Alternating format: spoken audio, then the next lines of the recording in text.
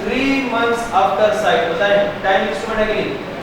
3 months after site पे करो mister ABC को 2000 रुपए 3 महीने फला आफ्टर साइट को कहते हैं 10 अगस्त 10 अगस्त को इंस्ट्रूमेंट बना, 10 अगस्त के बाद 3 महीने के 10 अगस्त से 10 सितंबर 10 सितंबर से 10 अक्टूबर 10 अक्टूबर से 10 नवंबर यानी 10 नवंबर के बाद आपने क्या करना है मिस्टर एबीसी को 2000 पे कर दिया। ये किसने कहा? XYZ ड्रॉर XYZ ने कहा एबीसी को 3 महीने बाद 2000 रुपए देने हैं। किसने देने हैं? जिसने एक्सेप्ट किया MNO लिटिल पार्टी का नाम है। तो इसमें एक होता है ड्रॉर इंस्ट्रूमेंट बनाने वाला, इसमें इंस्ट्रूमेंट बनाया किसने? XYZ ने। और इंस्ट्रूमेंट किसको कहा कि आपने जो है एक्सेप्ट करना है, किसको कहा पेमेंट करनी है? MNO का इस केस में ड्रॉई या फिर एक्सेप्टर, ड्रॉई जिसको पेमेंट मिलनी है वो क्या होता है? पे। तो ये होता है क्या चेक भी ऐसे भी होता है किस्म का, उसमें भी तो बैंक को कहा गया होता है। फर्क क्या है? चेक कौन सा इंस्ट्रूमेंट है? टाइम या डिमांड? ये कौन सा है? और इसमें भी क्या होता है देखिए ऑर्डर टू पे होता है, ऑर्डर टू पे होता है। क्या करते हैं क्या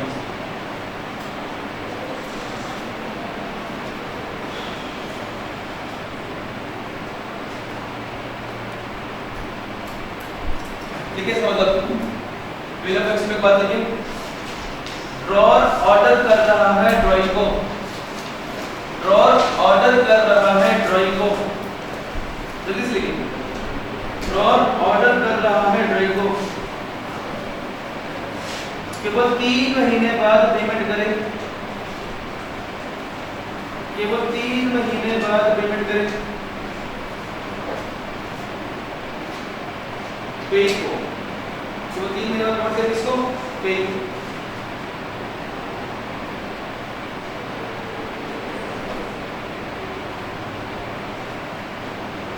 In case of default, in case of default, ABC पे किस पर केस करेगा? In case of default पैसे नहीं मिले 3 महीने बाद, ABC पे किस पर केस करेगा? क्या ड्रॉई पे करेगा या ड्रॉर पे करेगा? बताइए किस पे करेगा? मैंने कहा इसको 2000 पे करो 3 महीने बाद, इसने 2000 पे नहीं किए, ये केस पे करेगा या मुझ पे करेगा? नहीं नहीं नहीं नहीं बात देखिए बल्कि नहीं लिखी, देखिए in case of default sir देखो याद रखिए in case of default, default में पेमेंट नहीं मिला तो ABC जिसको 2000 रुपए मिलने थे will take action against XYZ drawer जिसने इंस्ट्रूमेंट बनाया था ड्रॉर के अगेंस्ट। अगर पेई को पैसे नहीं मिलेंगे तो पेई ड्रॉई पे केस नहीं करेगा, किस पे केस करेगा? ड्रॉर पे केस करेगा, ड्रॉर पे जिसने इंस्ट्रूमेंट बनाया था। अब देखिए ना चेक में ये कौन है? अजीम ड्रॉर, ये ड्रॉर है, बैंक कौन है? ड्रॉई, एसेट कौन है? पेई। एसेट को पैसे नहीं मिलेंगे क्या वो बैंक पे केस करेगा या जिसका अकाउंट है उस पे केस करेगा? तो जिसका अकाउंट है क्या कहते हैं? ड्रॉर। इसी तरह यहाँ पे देखिए बिल ऑफ सेल में पेई को पैसे नहीं मिले तो वो ड्रॉई पे केस करेगा या ड्रॉर पे केस करेगा? ड्रॉर पे केस करेगा। ये बात देखिए इन केस ऑफ डिफॉल्ट पेई किस पे केस करता है? ड्रॉर पे केस करता है। उन्होंने अगर इसमें यही बात सर गलती तो ड्रॉई की। हाँ लेकिन देखें इंस्ट्रक्शंस किसने दी थी? इंस्ट्रूमेंट बनाया किसने था? सरबरा कौन था? ड्रॉर था ना जिसने इंस्ट्रूमेंट बनाया, जिम्मेदारी है ड्रॉर की। वो फिर बाद की बात है एक्सेप्ट कर लिया कि फिर वो ड्रॉर जो है इसके साथ क्या करेगा? ड्रॉई के साथ इंस्ट्रूमेंट बनाया। क्या बिल ऑफ एक्सचेंज में बताना ऑर्डर करना जरूरी है? जिसको ऑर्डर किया वो कहे हाँ मैं ऐसा करूंगा, ये भी जरूरी है? वो मानेगी ना भाई इस तरह मैंने इनको कहा कि तो 2000 रुपए दे, तो इनका एग्री करना जरूरी है कि नहीं? अब जब तक इन्होंने एग्री नहीं किया तो ये कहलाई जाएगी ड्रॉइंग, और जब इन्होंने एक्सेप्ट कर लिया, एग्री कर लिया कि मैंने पेमेंट करनी है, तो अब ये ड्रॉइंग प्लस कहां गया? क्या देखिए एक्सेप्ट नहीं किया तो क्या कहलाएगी? ड्रॉइंग। एक्सेप्ट कर लिया तो अब ड्रॉइंग प्लस एक्सेप्टर करेंगे, इसलिए यहाँ पे ड्रॉइंग एंड एक्सेप्टर लिखा हुआ। तो क्या होना जरूरी है? ड्रॉइंग जरूरी है, एक्सेप्टर एक्सेप्टर होना जरूरी है। एक्सेप्टर ड्रॉइंग तो हम किसी को भी इंस्ट्रक्शन दे देंगे पेमेंट करो, वो ड्रॉइंग बन गया, लेकिन वो कब पे करने का पाबंद होगा? जब वो एक्सेप्ट कर लेगा, एक्सेप्ट कर लेगा। कुछ बात समझ आ रही है? ढूंढे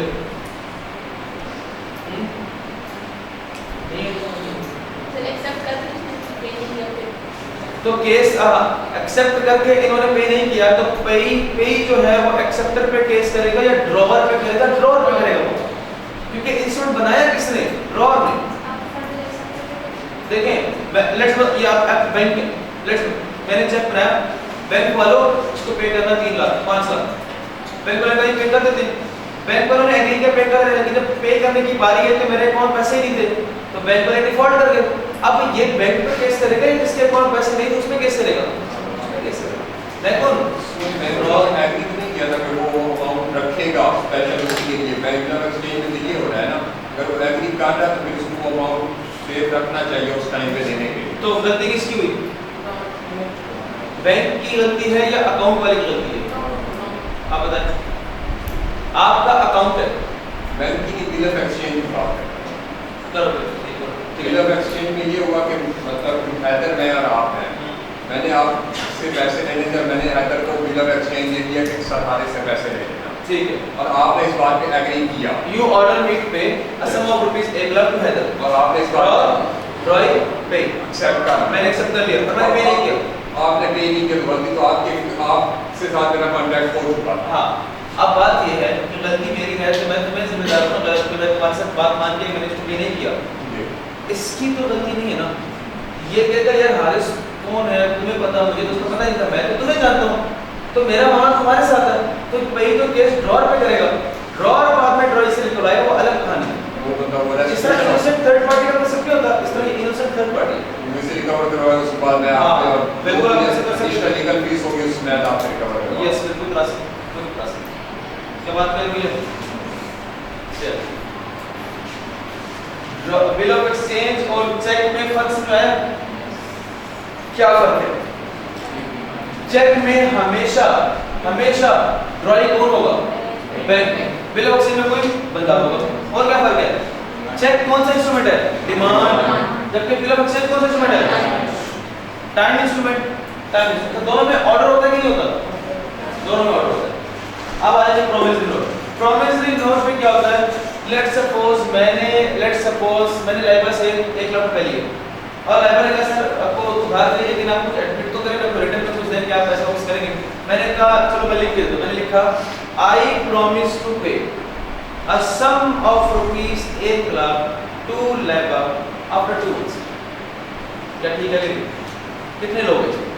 आई लाइबर 2 लोग, मैं पे करूंगा, लाइबर को पे करूंगा। मैं कौन? ड्रॉ। अच्छा देखिए पार्टी से नाम बताइए, मेकर, यहाँ पे ड्रॉ नहीं हो, क्या बनेगा? मेकर। और दूसरा कौन है? पे, इसको पे कर, मैं क्यों? मेकर पे। अब मैंने प्रॉमिस किया है, आई प्रॉमिस टू पे। पेपर में 2-3 अटेम्प्ट से जो एग्जामिनर टेस्ट कर रहा, सुन लो, एग्जामिनर 5 स्टेटमेंट्स देगा जिसमें लिखा होगा आई प्रॉमिस टू पे, इसमें लिखा होगा कि हारिस ने लाइबा से पैसे लिए, लाइबा ने कहा मुझे कुछ लिख के दो, एक स्टेटमेंट। दूसरे में कहा होगा कि हारिस ने कुमैल से पैसे लेने थे और अवैस को पैसे देने थे, कौन सा इंस्ट्रूमेंट बनाया? तीसरा लिख देगा हारिस ने चीजें खरीदी और चीजें खरीदने का कैश नहीं था लेकिन उसके पास बैंक अकाउंट था। इस तरह की स्टेटमेंट है तो बोलेगा कि बताओ हर सिनेरियो में इंस्ट्रूमेंट कौन सा इशू करना है, पता लग गया? अगर 2 पार्टीज हैं तो प्रॉमिसरी नोट, बैंक के थ्रू करना है तो चेक, 3 पार्टीज हैं तो बिल ऑफ एक्सचेंज। को पहले कहेगा नाम बताओ, फिर वो कहेगा कि उस इंस्ट्रूमेंट को ड्रॉ करो। ड्रॉ करेगा मतलब क्या है? बनाओ, इस तरह बनाओ, यू मे अज्यूम बनाओ। आपकी असाइनमेंट नोट करें, 5 दफा बना के आना है। चेक प्रॉमिसरी नोट 5 दफा शीट्स पे बना के सबमिट कराना है, अदरवाइज क्लास में अलाउ मत करना किसी को। 5 दफा चेक, 5 दफा प्रॉमिसरी नोट, 5 दफा बिल ऑफ एक्सचेंज मेरी अटेम्प्ट में आया। और इसके 4 नंबर थे, नाम बताने के और इंस्ट्रूमेंट बनाने के मुफ्त के नंबर थे, 4 मुफ्त के नंबर थे। तो आपको पैटर्न आना चाहिए, ठीक है? अब एग्जामिनर इस तरह करता है, वो लिस्ट दे देगा, कहेगा इंस्ट्रूमेंट बताओ कौन सा है, या वो स्टेटमेंट देकर बोलेगा आइडेंटिफाई करो कौन सा इंस्ट्रूमेंट ऐसा बोला जाता है। नहीं 5 आपसे आइडेंटिफाई भी कराएगा और आपसे ड्रॉ भी कराएगा, या आपसे उसकी कैरेक्टरिस्टिक्स पूछ लेगा, या आपसे कहेगा पार्टीज के नाम बताओ, उसकी कितनी पार्टीज हैं, किस पार्टी का क्या नाम है, तो आपको पता होना चाहिए। प्रॉमिसरी नोट में प्रॉमिस करने वाला मेकर और इसको पेमेंट करने को क्या है? बैंक। देखिए प्रॉमिस नोट ऐसा होता है, देखिए on demand I promise to pay mister A जो बन गया pay sum of 5000 for value receive, ये वैसे साथ देते फॉर वैल्यू रिसीव। अब ये देखिए किसको पे करना है, टू मिस्टर ए और उसका एड्रेस, रेवेन्यू स्टैम्प का क्या साइन यहाँ पे किसके होंगे, मेकर के, मिस्टर वही मेकर का उसके साइन और उसका एड्रेस। आपको पता होना चाहिए कहां पर पे है, कहां पर मेकर है, एड्रेस किस-किस का लिखना है, रेवेन्यू स्टैम्प कहां पे आना है, ये पता होना चाहिए आपको। इसी तरह आपको बिल ऑफ एक्सचेंज में पता होना चाहिए कि यहाँ पर इंस्ट्रूमेंट की डेट होगी पहली बात, फिर स्टेटमेंट, फिर लेफ्ट अगर फेस करूं तो लेफ्ट साइड पर जो एक्सेप्टर होगा, ड्राइंग होगा, उसका नाम और एड्रेस, राइट साइड पर रेवेन्यू स्टैम्प तो जिसने बनाया है, ड्रॉर है, उसका नाम और एड्रेस, स्टेटमेंट में किसका नाम लिखा होगा, पे। ये पैटर्न आपको पिक्चर कुछ होनी चाहिए। तो जी प्रॉमिसरी नोट में कितनी पार्टीज होती हैं, दो, एक मेकर, दूसरा पेइंग।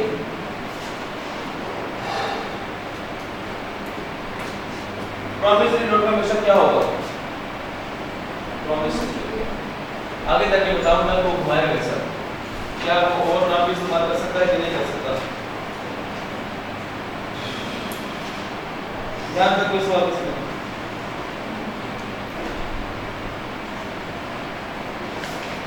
कौन से केस में ड्रॉर और ड्राई दोनों के साइन होने चाहिए, कौन से केस में ड्रॉर और ड्राई का फर्क है, ड्रॉर और ड्राई दोनों के साइन होने चाहिए। ये एक्सेप्टेड एमएनओ का मतलब क्या है, एक्सेप्टेड करके एमएनओ ने साइन की, साइन जी ना, तो फिर चलिए कर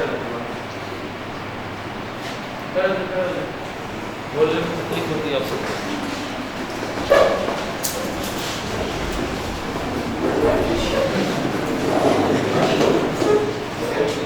जी मुश्किल है, जिन्होंने कल छुट्टी नहीं की उनसे पूछ रहा मुश्किल है इधर, हाँ मसला क्या मसला है, कुछ तो वहाँ तक नहीं हो रही है, मिक्स हो रहा है, खड़े होने मिक्स हो रहा है, चले कोई कुछ मसले जिंदगी में होने से चले जी आ जाए। Holder in due course, payment in due course, ये तीन बातें जितनी जल्दी समझनी छुट्टी देंगे। चलिए कहता होल्डर क्या होता है, कहता होल्डर एक ऐसा पर्सन होता है जो पोजेस, इसके पास किसकी पोजीशन होती है, इंस्ट्रूमेंट की, एंड क्या उसका हक है, एंटाइटल्ड टू रिसीव पेमेंट। लेकिन होल्डर पे केस हो सकता है, हाँ होल्डर पे केस हो सकता है। कौन था चौधरी का था, टाइटल किसका डिफेक्टिव नहीं था, किसका डिफेक्टिव हो सकता है, क्या जरूरी है होल्डर का डिफेक्टिव होगा, जरूरी नहीं है, नहीं है जरूरी नहीं है। यहाँ देखें एग्जांपल से कहता है बेरर इंस्ट्रूमेंट में होल्डर को क्या कहते हैं, बेरर कहते हैं, उसकी बात। ऑर्डर इंस्ट्रूमेंट में होल्डर कौन होगा, जिसका नाम लिखा होगा उसे क्या कहते हैं, पेई, या फिर जिसके नाम की इंडोर्समेंट की गई है, इंडोर्सी, इंडोर्समेंट करने वाला इंडोर्सर, इंडोर्समेंट जिसके लिए की जाए इंडोर्सी। यहां मुझे बताएं इस बिल ऑफ एक्सचेंज में होल्डर का नाम बताओ, कौन होल्डर है, एबीसी, पे कौन है, एबीसी। चेक में बताओ होल्डर कौन है, हाँ बस जो भी होगा बेरर इंस्ट्रूमेंट है भाई, ऐसा जरूरी नहीं है। देखें यहाँ देखें बेरर इंस्ट्रूमेंट में कौन होता है, जो भी होल्ड कर रहा है। ऑर्डर इंस्ट्रूमेंट में कौन होगा, इसका नाम लिखा होगा। प्रॉमिसरी नोट में बताया मुझे होल्डर कौन है, मिस्टर ए। तो आप सुने बेरर इंस्ट्रूमेंट में जो भी इंस्ट्रूमेंट को होल्ड कर रहा है वो होल्डर है। ऑर्डर इंस्ट्रूमेंट में जो पेई होगा, पेई या इंडोर्सी होगा वो क्या होगा, होल्डर कहलाएगा। खुदा चेक पे खड़ी क्या, खुदा को मानो ये बात की मुश्किल नहीं है, दोबारा सुन लो ये बात। ऑर्डर इंस्ट्रूमेंट में होल्डर कौन होता है, ऑर्डर इंस्ट्रूमेंट में जिसका नाम हो इनकी पेई या फिर जिसके नाम की इंडोर्समेंट इनकी इंडोर्सी। बेरर इंस्ट्रूमेंट में होल्डर कौन होता है, जो भी बेर कर रहा है। क्यों नहीं बात याद हो रही,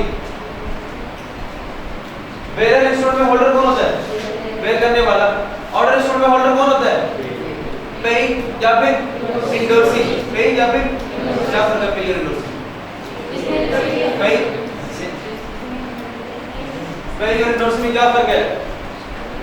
इंस्ट्रूमेंट जब बना जिसका नाम लिखा गया था उसको पेमेंट करनी हो गया पेई। पेई ने आगे साइन करके किसी और का नाम लिख दिया, वो क्या है? इंडोर्सी। अच्छा, होल्डर क्लियर है? होल्डर इन ड्यू कोर्स चोरी का चांद। अ पर्सन, ऐसा बंदा जो इंस्ट्रूमेंट की क्या ले रहा हो? पोजेशन। और इंस्ट्रूमेंट भी क्या था? कंप्लीट एंड रेगुलर था, यानी इंस्ट्रूमेंट पे साइन भी था और स्टैम्प भी। कौन सा स्टैम्प? कौन सा स्टैम्प? Revenue stamp. वो देखो खुदा के बंदों को पैटर्न में लिखा हुआ है रेवेन्यू स्टैम्प। रेवेन्यू स्टैम्प क्या होता है? रेवेन्यू स्टैम्प क्या होता है? ये बर्गर जनरेशन रेवेन्यू स्टैम्प देखिए कभी? कभी कोई लेटर पोस्ट किया किसी को? तो लेटर पोस्ट करते वक्त उसके ऊपर वो स्टैम्प नहीं लगा तो 20 रुपए का 30 रुपए का आता है ticket ticket ticket ticket ticket, वही तो है रेवेन्यू स्टैम्प। अब अगर आपने लेटर में होता है वैसे अमाउंट जितनी बढ़ती जाएगी टिकट की प्राइस भी बढ़ती जाएगी। टिकट का होता है 20 रुपए टिकट, लेट्स सपोज 10 से 20 हज़ार की अमाउंट कवर कर रही है, 40 रुपए वाला टिकट जो है वो 1 लाख तक की अमाउंट कवर कर रही है। कितना होता है?